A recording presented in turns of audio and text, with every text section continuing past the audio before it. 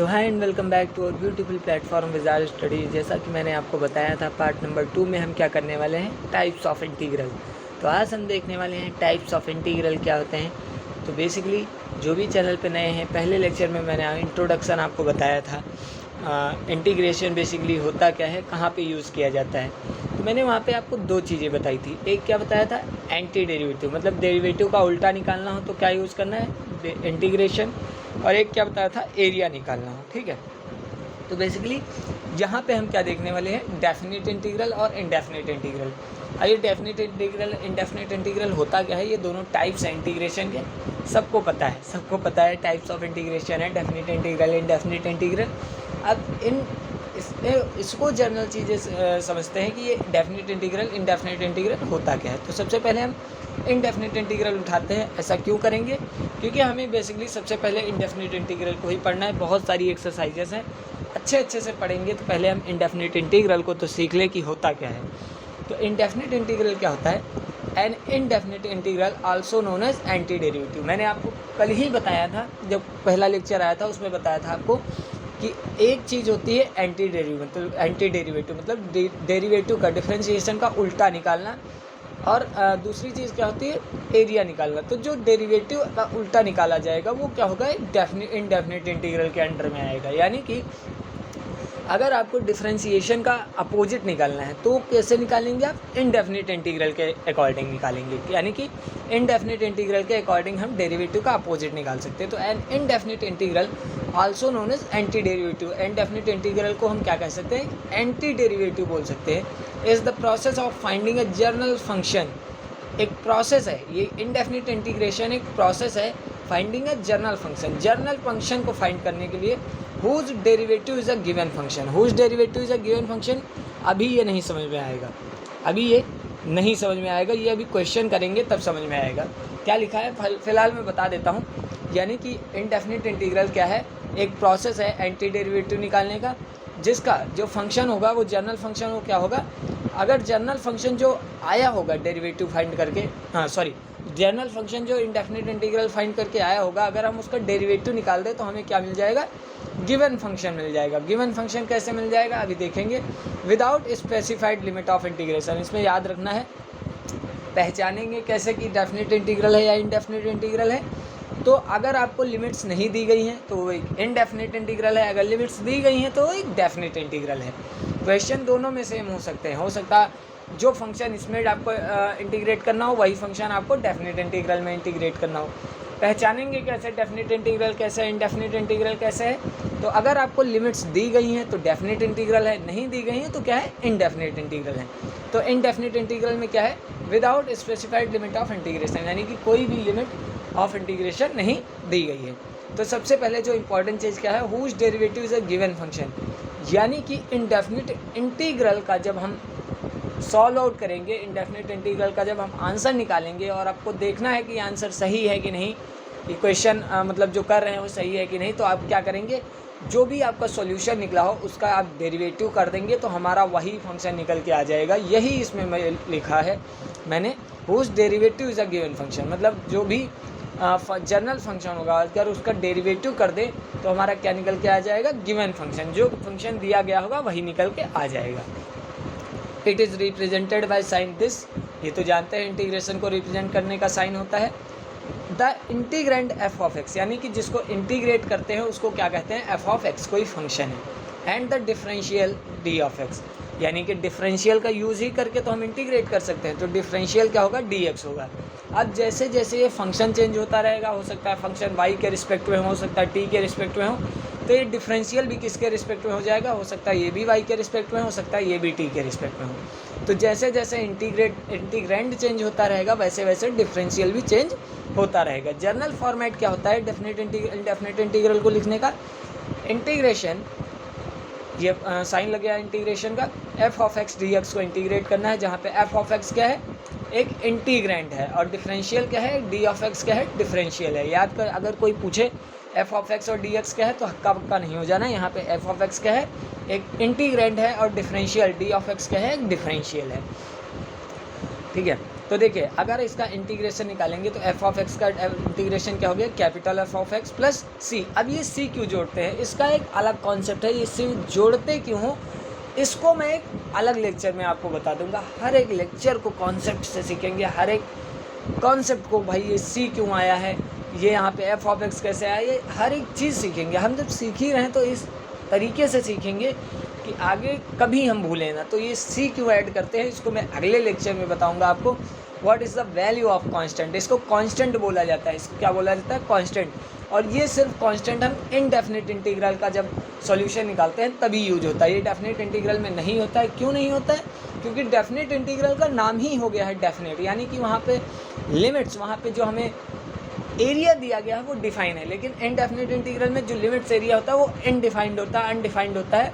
तो वहाँ पे कांस्टेंट को ऐड करते थे। अब कांस्टेंट का यूज़ क्या होता है, ऐड क्यों करते हैं, वो हम अगले लेक्चर में देखेंगे। जैसे एक एग्जांपल मान लेते हैं एक्स है, एक्स का हमें क्या करना है, इंटीग्रेशन। तो इंटीग्रेंड क्या है, एक्स है, डिफरेंशियल क्या है, डी ऑफ एक्स है। देखिए इंटीग्रेंड किसके रिस्पेक्ट में था, इंटीग्रेंड का वेरिएबल क्या है, एक्स। तो डिफरेंशियल भी किसके रिस्पेक्ट में है, एक्स के रिस्पेक्ट में। अगर इंटीग्रेंड यहाँ पे वाई होता है, डिफरेंशियल भी यहाँ पे क्या होता है, वाई होता है, ठीक है, डी वाई होता है। अब देखिए ये क्या है, इंटीग्रेंड का हम डिफरेंशियल निकालना है, इंटीग्रेशन निकालेंगे तो एक्स का differentiation X square by 2 plus C हो जाएगा, ठीक है। अब ये कैसे होगा, इसका फॉर्मूला होता है, अगले बताएंगे, धीरे धीरे चलेंगे, एकदम से नहीं बताने वाले हैं। अब देखिए मैंने क्या बताया आपको, मैंने एक चीज़ बताया, देखिए मैंने क्या चीज़ बताया, whose derivative is a given function, यानी कि ये जो इंटीग्रेट जो आपका निकल के आया है, जो आपकी ये एक्स स्क्वायर बाई 2 प्लस सी निकल के आया है, अगर हम इसका डेरिवेटिव कर दें तो हमको यही मिल जाएगा, अभी देखना एक्स ही मिल जाएगा। चलिए करिए डेरिवेटिव, तो D by D X of X square by 2 plus C. तो कांस्टेंट का डेरिवेटिव क्या होता है, 0 होता है, और एक्स स्क्वायर का डेरिवेटिव 2 होता है, 2x, और नीचे 2 था, तो देखिए 2 से 2 कैंसिल, तो आपका निकल के क्या आएगा, खाली x। क्या निकल के आएगा, खाली x। तो क्वेश्चन में भी खाली क्या दिया गया था, x। तो देखिए वही चीज़ मैं यहाँ पे समझाने की कोशिश कर रहा था, whose derivative is a given function, यानी कि इनडेफिनिट इंटीग्रल का अगर हम निकालेंगे, क्या डेरिवेटिव निकाल दें तो क्या आ जाएगा, आपका फंक्शन ही आ जाएगा। ये इसमें ही नहीं होता, ये आपका डेफिनेट इंटीग्रल में होता है। ये हमारी बात जो है ये हर एक मतलब इंटीग्रल में लागू होगी, चाहे वो डेफिनेट हो चाहे वो इनडेफिनिट हो। तो होप आपको इनडेफिनिट इंटीग्रल समझ में आया होगा। इनडेफिनिट इंटीग्रल को देखेंगे कैसे, कैसे पता चलेगा इनडेफिनिट इंटीग्रल कहाँ है, तो without specified limit of integration, तो लिमिट नहीं दी गई होगी कोई। और इसमें सिंपली हम क्या निकालते हैं, indefinite integral also known as anti derivative. अगर कोई पूछे इनडेफिनिट इंटीग्रल को क्या कहते हैं, तो क्या बोल देंगे, एंटी डेरिवेटिव बोलते हैं। क्या बोलते हैं, anti derivative. It is the process of finding general function whose derivative is a given function without specified limit of integration. कैसे होता है, क्या होता है, बताया आपको। अब आते हैं डेफिनेट इंटीग्रल के ऊपर, किसके, डेफिनेट इंटीग्रल के ऊपर। तो देखिए इनडेफिनिट इंटीग्रल अगर आपसे पूछे कोई क्या होता है, तो क्या होता है, एंटी डेरिवेटिव, मतलब डेरिवेटिव का अपोजिट विदाउट स्पेसिफाइड लिमिट, वो क्या होता है, इनडेफिनिट इंटीग्रल होता है। अब डेफिनिट इंटीग्रल क्या होता है, a definite integral calculate the precise value of the area under a function curve between two specified limits. यानी कि डेफिनिट इंटीग्रल क्या होता है, डेफिनिट इंटीग्रल एक चीज कैलकुलेट करने का एक प्रोसेस होता है। किसको कैलकुलेट करने का, precise value of the area, area को कैलकुलेट करने का एक प्रोसेस होता है अंडर अ फंक्शन। एक फंक्शन होगा, एक गिवन फंक्शन होगा, उसकी लिमिट्स दी गई रहेंगी होगी, उन लिमिट्स के, उस फंक्शंस के नीचे, उस लिमिट्स के अंदर, उन फंक्शन के नीचे कितना एरिया आपका निकल के आया है, उस एरिया को निकालने के लिए हम डेफिनेट इंटीग्रल का यूज़ करते हैं। किसका, डेफिनेट इंटीग्रल का। तो अगर कोई पूछे कि डेफिनेट इंटीग्रल का यूज़ कहाँ पे होता है, तो हम एरिया को निकालने का करते हैं। और इनडेफिनेट इंटीग्रल का यूज़ कहाँ होता है, एंटी डेरिवेटिव निकालने के लिए। तो डेफिनेट इंटीग्रल का यूज़ कहाँ पे होता है, a definite integral calculates the precise value of area. एक डेफिनेट इंटीग्रल क्या कैलकुलेट करता है, precise value of the area, area की एक पूरी की पूरी वैल्यू को फाइंड आउट करता है अंडर अ फंक्शन, फंक्शन के अंदर, curve under a function curve, यानी कि एक कर्व वाले फंक्शन के अंदर बिटवीन टू स्पेसिफाइड लिमिट, यानी कि दो लिमिट को स्पेसिफाई करके उसका हम एरिया निकालते हैं। लिमिट भी क्या होती है, ए और बी। ए को क्या बोला जाता है, लोअर लिमिट, और बी को क्या बोला जाता है, अपर लिमिट। ऐसे नहीं समझ में आएगा, देख लेते हैं, क्वेश्चन भी देखेंगे अच्छे से। तो देखिए integration I is equal to, ये इंटीग्रेशन का साइन जरूर लगाएंगे, A which is lower limit and B is upper limit. A क्या है, लोअर लिमिट, बी क्या है, अपर लिमिट। तो आपको क्या गिवन दे दिया गया है, आपको दे दिया गया है लोअर लिमिट क्या है, अपर लिमिट क्या है, आपको फंक्शन लिमिट स्पेसिफाइड कर दी गई, लिमिट बता दी गई है। और कर्व क्या है, F of x D x, curve क्या है, एफ ऑफ एक्स, यानी कि इंटीग्रांड क्या है, एफ ऑफ एक्स है, या फिर हम यहाँ पे कर्व बोलेंगे, इंटीग्रांड ना बोल के हम क्या बोलेंगे, कर्व बोलेंगे, और उसका डिफरेंशियल क्या है, डी ऑफ एक्स। तो देखिए इसका डेरिवेटिव क्या हो जाएगा, capital of F of x, sorry integration क्या हो जाएगा, कैपिटल एफ ऑफ एक्स और लोअर लिमिट और अपर लिमिट। अब देखिए हम क्या पुट करेंगे, x की प्लेस पे पहले अपर लिमिट आपको पुट करनी है माइनस, फिर आपको लोअर लिमिट पुट करनी है, तो f of b minus f of a, यानी कि ये जो लिमिट्स दी गई हैं उनको हम बाद में फंक्शंस में रखेंगे भी, और रखेंगे तो बीच में साइन कैसा लगेगा, माइनस का, यानी कि जैसे पहले हमने अपर लिमिट को रख लिया, उसके बाद माइनस लगाएंगे, तब हम लोअर लिमिट को रखेंगे, माइनस लगाएंगे, ये आपको याद रखना है। जैसे अब मैंने ये लिमिट्स का कॉन्सेप्ट बता देता हूँ। तो जैसे ये क्या है बेसिकली, इसमें देखिए जैसे यहाँ से यहाँ तक ये एक एफ ऑफ एक्स फंक्शन था, चलिए इसको हमने डिफ़ाइन कर दिया, ये हो गई आपकी लिमिट, अपर लिमिट हो गई ए हो गई लोअर लिमिट, और बी हो गई अपर लिमिट।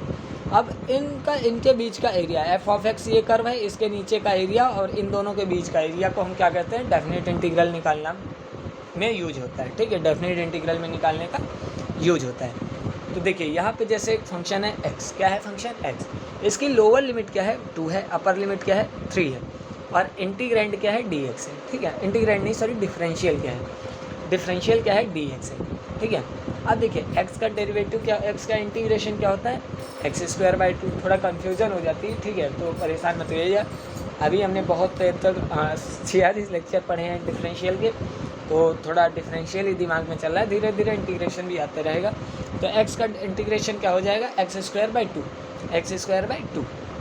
अब इसका हम x²/2 आपका इंटीग्रेशन निकल के आ चुका, लेकिन हमको लिमिट दी गई है, तो लोअर लिमिट और अपर लिमिट पुट करेंगे। तो लोअर लिमिट पहले पुट करेंगे, नहीं सॉरी पहले क्या पुट करेंगे, अपर लिमिट पुट करेंगे। तो 1/2 कांस्टेंट है, तो 1/2 को बाहर कर लेंगे। कांस्टेंट में क्या करेंगे, देखिए x² की प्लेस पे आपको पहले अपर लिमिट रखनी है, तो 3 का स्क्वायर माइनस लोअर लिमिट, तो 2 का स्क्वायर।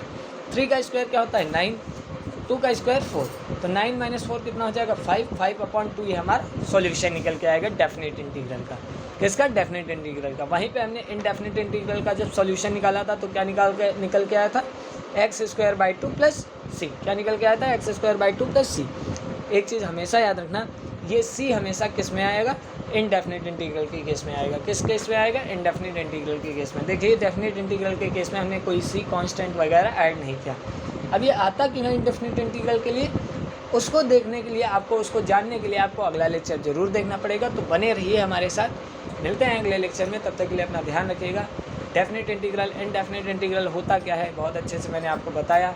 इंटीग्रेशन का यूज़ क्या होता है, कहाँ पे यूज़ करते हैं, कैसे सॉल्व आउट करते हैं क्वेश्चंस को, वो भी मैंने आपको बताया। तो जो भी चैनल पे नए हैं, जो भी चैनल पे पुराने हैं, जिन्होंने अभी तक सब्सक्राइब नहीं किया, सब्सक्राइब करते रहें। मिलते हैं अगले लेक्चर में, तब तक के लिए अपना ध्यान रखिएगा, अपने लव्ड वंस का ध्यान रखिएगा। जय श्री राम, राधे राधे, सत श्री अकाल सभी को।